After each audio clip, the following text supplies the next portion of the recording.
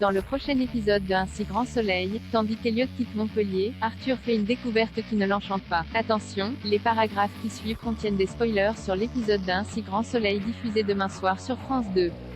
Si vous ne voulez rien savoir, ne lisez pas ce qui suit.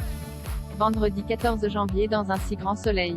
Elliot quitte Montpellier au commissariat, le procureur Bernier félicite ses équipes pour la réussite de l'enquête et plus particulièrement Élise pour son acte de courage. Plus tard, Alex remercie sa coéquipière pour lui avoir sauvé la vie et déclare qu'il n'oubliera jamais ce qu'elle a fait pour lui. Bien que l'enquête soit officiellement bouclée, elle ne l'est malheureusement pas pour Alex. En effet, il reste de nombreuses zones d'ombre pour le policier.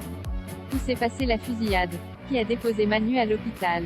Orsan étant mort, seul le capitaine Léonie pourrait répondre, mais pour cela encore faudrait-il qu'il retrouve la mémoire. Yann leur fait alors comprendre qu'ils ne doivent pas trop compter sur lui, estimant qu'il est parfois plus simple de ne pas se rappeler plutôt que d'avoir à s'expliquer. Pendant ce temps, Manu quitte l'hôpital en compagnie de Camille et Laetitia. Lorsque sa fille indique qu'elle souhaite s'installer chez lui le temps qu'il se rétablisse, il répond que ce n'est pas nécessaire puisqu'il ne sera pas chez lui. C'est ainsi que Laetitia apprend que son ex-mari fréquente la prof de français de leur fille. De son côté, Virgile confie à Eve qu'il n'est plus sûr de vouloir passer sa vie au camping. Compréhensible, elle lui demande de la tenir informée de sa décision. Avant de partir, Eve lui explique qu'elle aimerait bien parler à son fils.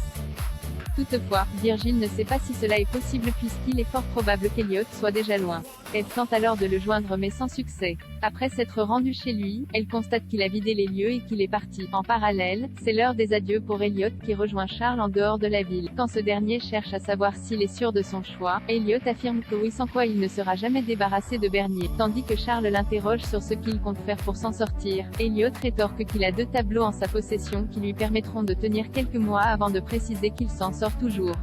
Charles tente bien de lui proposer de lui rendre les parts du bar. Elliot refuse car il désire uniquement retrouver sa liberté. Avant qu'il ne monte en voiture, Elliot prend chaleureusement son ami dans les bras.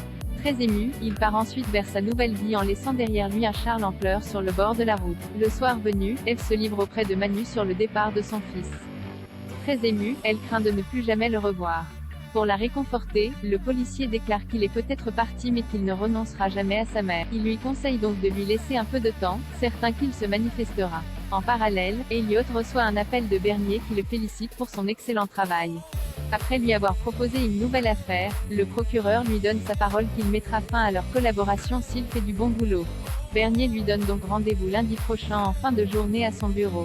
Une fois qu'il a raccroché, Elliot jette son téléphone par la fenêtre et continue sa route. Arthur fait une découverte qui ne l'enchante pas dans la matinée. Antonin appelle Arthur pour l'inviter à déjeuner. Ayant déjà accepté de manger avec Jennifer, le fils Bastide offre qu'il se joigne à eux. Antonin, Arthur et Jennifer déjeunent donc ensemble au 101. L'ambiance est à la bonne humeur puisqu'Antonin ne cesse de partager des anecdotes sur son meilleur ami. Au moment de partir, Jennifer laisse un billet de 10 € pour payer sa part. Seulement, Arthur tient à l'inviter parce qu'il sait qu'elle n'a pas trop les moyens. Malheureusement, la jeune femme n'a aucune envie que tout le monde soit au courant de sa situation et règle la totalité de l'addition avant de quitter les lieux vexés. Plus tard, Arthur admet à demi-mot à Antonin qu'il a un faible pour Jennifer. Persuadé qu'elle l'apprécie beaucoup, Antonin lui conseille de se jeter à l'eau. De retour à l'hôpital, Arthur s'apprête à inviter Jennifer à sortir lorsqu'elle reçoit un appel de son petit ami qui vient juste de rentrer après 6 mois de stage à l'étranger. Une déception pour le fils Bastide qui s'empresse de retourner travailler. À quelques pas, Janet rencontre Tim pour l'informer qu'il n'est pas atteint d'une myopathie génétique mais inflammatoire. Tandis qu'il se demande si c'est une bonne nouvelle, le docteur Lewis répond qu'elle doit d'abord déterminer l'origine des anticorps pathogènes. En attendant, elle lui prescrit un traitement. S'il réagit bien, Tim pourra refaire du vélo. Soulagé, il rapporte la bonne nouvelle à Arthur. Curieux, il en profite pour le questionner sur l'avancée de sa relation avec Jennifer. Arthur répond alors qu'elle a déjà un petit copain. À la suite de cette révélation, Tim est surpris qu'elle n'ait jamais parlé de lui et ce d'autant plus qu'il était certain qu'elle craquait pour lui. À la fin de son service, Arthur parle à Alain de ses sentiments naissants pour Jennifer. Selon le médecin, on est vite confronté à des émotions fortes à l'hôpital et beaucoup de soignants se sont brûlés les ailes à ce petit jeu. Il lui conseille donc de séparer sa vie professionnelle et sa vie affective.